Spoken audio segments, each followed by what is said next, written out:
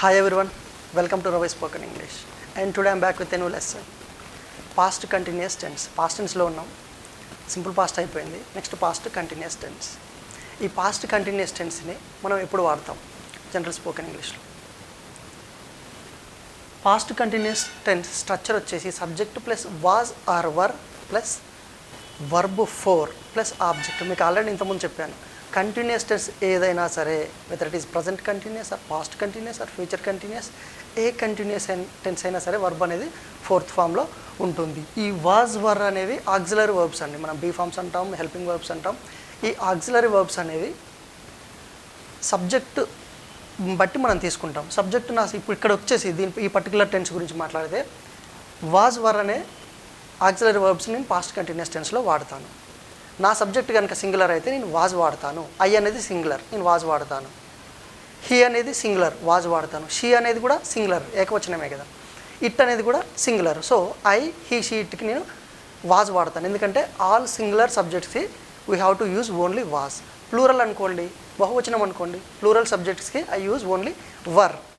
We, you, they, ఈ three సబ్జెక్ట్స్కి మనం వర్ వాడతాము. సింగులర్ సబ్జెక్ట్స్కి వాజ్ వాడతాం, ప్లూరల్ సబ్జెక్ట్స్కి వర్ వాడతాం. ఇది గుర్తుంచుకోండి. పాస్ట్ కంటిన్యూస్ టెన్స్ని మనం ఒక యాక్షన్ పాస్ట్లో జరుగుతూ ఉండిందండి. యాక్షన్ ఎప్పుడు స్టార్ట్ అయిందో మనకు తెలియదు, యాక్షన్ ఎప్పుడు ఎండ్ అయిందో కూడా మనకు తెలియదు. బట్ మన నోటీస్కి వచ్చేసరికి మనం ఇప్పుడు చెప్తున్నాం యాక్షన్ గురించి, మీరు చూసినప్పుడు ఏం జరుగుతుంది అని మాత్రమే మీరు చెప్తారు. యాక్షన్ ఎప్పుడు స్టార్ట్ అయిందో మీకు తెలియదు, యాక్షన్ అనేది ఎప్పుడు ఎండ్ అయిందో మీకు తెలియదు. మీరు చూసే టైంకి మీ నోటీస్కి వచ్చేసరికి that action was going on, it was in the continuous mode. Action అనేది కంటిన్యూస్లో ఉంది అంటే మీరు చూసే టైంకి యాక్షన్ అనేది జరుగుతుంది. మీకు తెలిసినంత వరకు ఆ పర్టికులర్ టైంలో ఆ యాక్షన్ అనేది జరుగుతుంది. అలాంటి యాక్షన్స్ని మనం మెన్షన్ చేయడానికి పాస్ట్ కంటిన్యూస్ టెన్స్ వాడతాం. ఒక యాక్షన్ కంటిన్యూస్ అవుతుంది అంటే, కంటిన్యూగా ఉంది అంటే అది లాంగ్ యాక్షన్గా చెప్తాం. ఆ లాంగ్ యాక్షన్ జరుగుతున్నప్పుడు ఒక షార్టర్ యాక్షన్ వచ్చేసి దాన్ని ఇంటరప్ట్ చేస్తుంది. అలాంటివి చెప్పడానికి మనం పాస్ట్ కంటిన్యూస్ టెన్స్. కొంతమంది రెగ్యులర్గా ఎప్పుడు చూసినా ఫైట్ చేసుకుంటూనే ఉంటారు. They're always fighting, they're always shouting, they're always complaining. That means ఏంటంటే వాళ్ళు ఎప్పుడు చూసినా కంప్లైంట్ చేసుకుంటూనే ఉంటారు, ఎప్పుడు చూసినా ఫైట్ చేస్తూనే ఉంటారు. అలాంటివి చెప్పడానికి. లేదా రెండు యాక్షన్స్ ఒకేసారి కంటిన్యూస్లో ఉండొచ్చు. పాస్ట్లో నేను ఆఫీస్ నుంచి ఇంటికి వస్తుంటే వర్షం అనేది వస్తుంది అంటే నేను ఆఫీస్ నుంచి ఇంటికి రావడం అనేది కంటిన్యూస్లోనే ఉంది. It was going on, action was going on. And వర్షం రావడం అనేది కూడా that action also was going on. నేను చెప్పట్లేను ఎప్పుడు యాక్షన్ స్టార్ట్ అయింది ఎప్పుడు ఎండ్ అయింది అనేది చెప్పట్లేను. జస్ట్ యాక్షన్ అనేది కంటిన్యూస్ మోడ్లో ఉంది, ఇట్ వాస్ గోయింగ్ ఆన్ అని మాత్రమే చెప్తున్నాను. Will take some examples so that we can understand better. చూడండి, first example, I was reading the book when he called me. ఇక్కడ ఏంటంటే I was reading the book అనేది longer action, when he called me అనేది shorter action. I was reading the book నేను ఎప్పుడు start చేసినా చెప్పట్లేను, continuous మోడే చెప్తున్నాను నేను. I was reading the book, నేను బుక్ చదువుతూ ఉన్నాను. హీ కాల్డ్ మీ, అతను నాకు ఫోన్ చేశాడు. అతను నాకు ఫోన్ చేయడం అనేది shorter action. I was reading the book అనేది లాంగర్ యాక్షన్. ఈ లాంగర్ యాక్షన్ని ఈ షార్టర్ యాక్షన్ అనేది ఇంటరప్ట్ చేసింది. అలాంటి సందర్భంలో మనం పాస్ట్ కంటిన్యూస్ వాడతాం. ఇంకోటి ఏంటంటే ఇది ఆల్వేస్ సింపుల్ పాస్ట్లో ఉండాలండి. ఈ షార్టర్ యాక్షన్ ఎలా ఉండాలంటే ఆల్వేస్ సింపుల్ పాస్ట్లో ఉండాలి. లాంగర్ యాక్షన్ని షార్టర్ యాక్షన్ ఇంటరప్ట్ చేసింది అని చెప్పడానికి మనం ఈ షార్టర్ యాక్షన్ మనం సింపుల్ పాస్ట్లో చెప్తాం. చూడండి, హీ వర్బ్ టు ఆబ్జెక్ట్. మనం ప్రీవియస్ క్లాస్లో we discussed about simple past. చూడండి, subject verb two object, simple పాస్టే కదా. సో లాంగర్ యాక్షన్ని షార్టర్ యాక్షన్ ఇంటరప్ట్ చేస్తుంది. ఏంటి, ఫస్ట్ కేసులో చూసాం. I was reading the book when he called me. అతను నాకు ఫోన్ చేసినప్పుడు నేను ఏం చేస్తున్నానండి, I was reading the book, book చదువుతూ ఉన్నాను. నేను చెప్తున్నానా ఎప్పుడు స్టార్ట్ చేశాను బుక్, ఎప్పుడు బుక్ రీడ్ చేయడం ఎప్పుడు ఎండ్ అయిపోయిందని చెప్పట్లేదు. జస్ట్ చెప్తున్నాను ఏం జరిగింది పాస్ట్లో. నేను బుక్ చదువుతూ ఉండగా అతను ఫోన్ చేశాడు. ఈ లాంగర్ యాక్షన్ ఈ షార్టర్ యాక్షన్ అనేది ఇంటరప్ట్ చేసింది. అలాంటి సందర్భంలో ఈ షార్టర్ యాక్షన్ మనం సింపుల్ పాస్ట్లో పెడతాం. So next example, I was watching TV and my mother was cooking. I was watching TV, my mother was. మనం హ్యాపీగా టీవీ ముందు కూర్చొని స్నాక్స్ తింటుంటాం, మదర్ మాత్రం పాపం కిచెన్లో చాలా కష్టపడుతుంది. So I was watching TV and my mother was cooking. నేను టీవీ వాచ్ చేస్తున్నాను, మా మదర్ కిచెన్లో కుకింగ్ చేస్తుంది. అంటే రెండు యాక్షన్ అనేవి, టూ యాక్షన్స్ కూడా దేవర్ going on.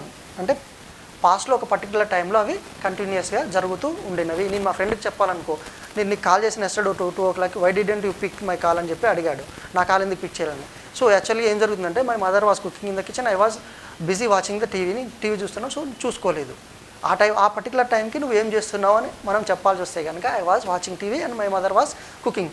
Two actions continuous మోడ్లో ఉన్నాయి. అంటే 2 యాక్షన్స్ వర్ గోయింగ్ ఆన్ అనమాట. అంటే 2 యాక్షన్స్ కూడా జరుగుతూ ఉండినాయి. పాస్ట్లో ఒక పర్టికులర్ టైంలో ఎప్పుడు స్టార్ట్ అయిందో తెలియదు, ఎప్పుడు ఎండ్ అయిందో మనం చెప్పట్లేదు. జస్ట్ ఒక పర్టికులర్ టైంలో ఆ 2 యాక్షన్స్ అనేవి జరుగుతూ ఉన్నాయని మాత్రమే మనం చెప్తున్నాం. So next example, at 5 PM she was doing her work. At 5 PM she was doing her work. 5 o'clock ఏం చేస్తుందండి? ఆమె తన వర్క్ని చేస్తుంది. మనం ఏం చెప్పట్లేదు ఇక్కడ. మీరు చెప్పాల్సి వస్తే, మీరు ఎవరిని మిమ్మల్ని క్వశ్చన్ అడిగారు లేదా మీరు చెప్పాల్సిన సిచ్యువేషన్ వచ్చింది, ఆ టైంకి ఆమె ఏం చేస్తుంది, నేను చూసే టైంకి she was doing her work. ఆమె వర్క్ ఎప్పుడు స్టార్ట్ చేసిందో నాకు తెలియదు, వర్క్ ఎప్పుడు ఫినిష్ చేసిందో నాకు తెలియదు, బట్ నేను చూసే టైంకి మాత్రం she was doing her work. She was going out, she was going to market, she was going to temple, I was going to my room. ఇలా అనమాట. నేను ఆ పర్టికులర్ టైంకి ఏం చేస్తున్నానంటే ఇది చేస్తూ ఉన్నాను, అది జరుగుతూ ఉండింది అని చెప్పడం అనమాట. సో ఇక్కడ చూడండి, సబ్జెక్టు వాజ్ వర్లో నేను వాజ్ తీసుకున్నాను. ఎందుకు వాజ్ ఎందుకు తీసుకున్నానండి? నా subject singular, he she it and I అనేది 4 సబ్జెక్ట్స్ కూడా సింగులర్స్ అండి. సో ఐ వాజ్ వాచింగ్ అనేది వర్బ్ 4 అండి. టీవీ అనేది ఆబ్జెక్ట్. ఇక్కడ 2 కంటిన్యూస్ టెన్సెస్ అండి. ఒక కంటిన్యూస్ టెన్స్ నాది, ఒక కంటిన్యూస్ టెన్స్ మా మదర్ది అనమాట. ఇక్కడ ఏంటి, మై మదర్ అనేది సబ్జెక్ట్, వాజ్ అనేది నేను వాజ్ తీసుకున్నాను ఎందుకంటే మై మదర్ కూడా సింగులర్ సబ్జెక్టే కదా, షీ కదా. సో వాజ్ తీసుకున్నాను. కుకింగ్ అనేది వర్బ్ 4 అవుతుందండి. ఇంకా మిగతాది ఏమైనా ఉంటే దాన్ని ఆబ్జెక్ట్ కింద మనం కౌంట్ చేస్తాం. ఎట్ 5 PM షీ అనేది ఇక్కడ నా సబ్జెక్టు. ఇలాంటివి చూడండి, ఇక్కడ వెన్ వచ్చింది, when, at 5 PM, at 4 PM ఇలాంటివి మనం సబ్జెక్టు ముందున్నా సరే మనం ఈ సబ్జెక్ట్నే మనం సబ్జెక్ట్గా క్యాలిక్యులేట్ చేస్తాం. వాజ్ తీసుకున్నాను, షీ నా సబ్జెక్ట్ షీ కాబట్టి సింగులర్ కాబట్టి వాజ్ తీసుకున్నాను. డూయింగ్ అనేది వర్బ్ 4, హర్ వర్క్ అనేది object. They were shouting at each other. They were shouting at each other. ఏదైనా చెప్పాలనుకోండి, ఇది జస్ట్ లైక్ మనం ప్రీవియస్గా ఏదైతే చూసామో కంటిన్యూస్గా అది చెప్తున్నాం. They were shouting at each other అంటే వాళ్ళు ఒకరి మీద ఒకరు షౌట్ చేసుకున్నారు, ఒకరి మీద ఒకరు అరుచుకున్నారు. They were complaint at each other. They were yelling at each other. వాళ్ళు ఒకరి మీద ఒకరు తిట్టుకున్నారు, ఒకరి మీద ఒకరు అరుచుకున్నారు అని చెప్పడానికి. అంటే పాస్ట్లో రెగ్యులర్గా జరుగుతుంది, రోజు జరుగుతున్నా కూడా మనం ఇలా చెప్పుకోవచ్చు. ఎందుకంటే that was the action which was going on everyday. అంటే అది యాక్షన్ అనేది ఎవ్రీడే జరుగుతూ ఉంటుంది. అలాంటి యాక్షన్స్ మనం పాస్ట్ కంటిన్యూస్లో చెప్తాం. Hope you understand. అండ్ మనం ఇప్పుడు ఏం చేసామంటే subject plus was work plus work 4 plus object అనేది స్ట్రక్చర్. ఈ స్ట్రక్చర్ని యూజ్ చేస్తూ పాజిటివ్ స్టేట్మెంట్స్ అయితే ఫామ్ చేసాము. అండ్ క్వశ్చన్స్ ఎలా అడుగుతాం పాస్ట్ కంటిన్యూస్లో, క్వశ్చన్స్ ఎలా అడుగుతాం పాస్ట్ కంటిన్యూస్లో, నెగిటివ్ స్టేట్మెంట్స్ ఎలా తయారు చేస్తాం, ఇంట్రాగేటివ్ అండ్ నెగిటివ్ ఎలా చేస్తామనే చూద్దాం. ఇక్కడ చూడండి, I was reading the book అనేది పాజిటివ్. ఇప్పుడు నేను దీన్ని నెగిటివ్ చేయాలనుకోండి, I was not reading the book. I was reading the book, I was not reading the book. When he called అనేది అలాగే ఉంటుంది. నువ్వు ఫోన్ చేసినప్పుడు నేను బుక్ చదవట్లేదు. I was not reading the book when he called me. I was watching TV and my mother was cooking. I was not watching TV, my mother was not cooking. అలా ఇండివిజువల్గా కూడా మనం తీసుకోవచ్చు. At 5 PM she was doing her work. At 5 PM she was not doing her work.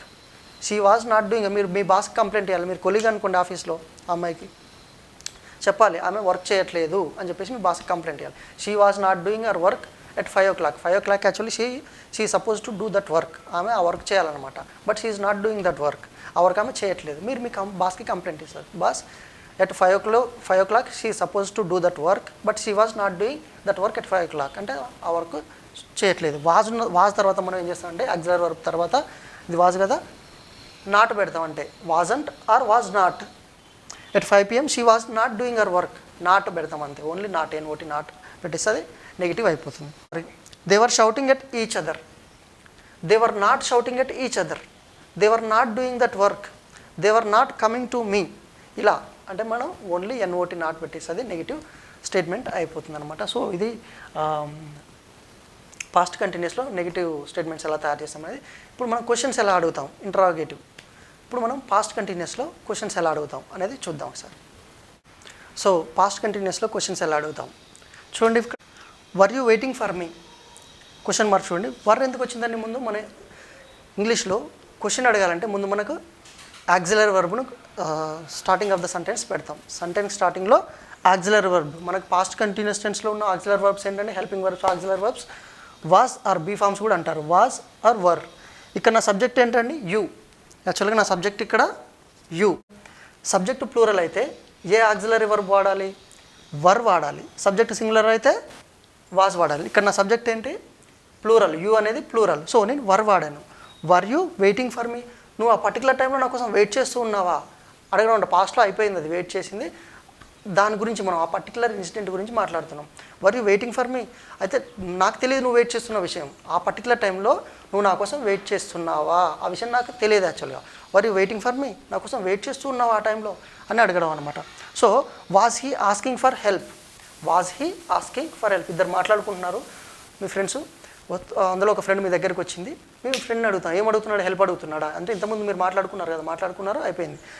ఇప్పుడు ఏం అడగాలి మీరు మీ ఫ్రెండ్ని, was he asking for help, అతను హెల్ప్ గురించి అడుగుతున్నాడా. ఇక్కడ నేను వాజ్ ఎందుకు తీసుకున్నానండి, నా subject singular subject. So was అనే auxiliary verb starting of the sentence ఉంటుంది. మీకు ఆల్రెడీ నేను క్వశ్చన్స్ అడగడానికి ఫార్ములా కూడా చెప్పాను, స్ట్రక్చర్.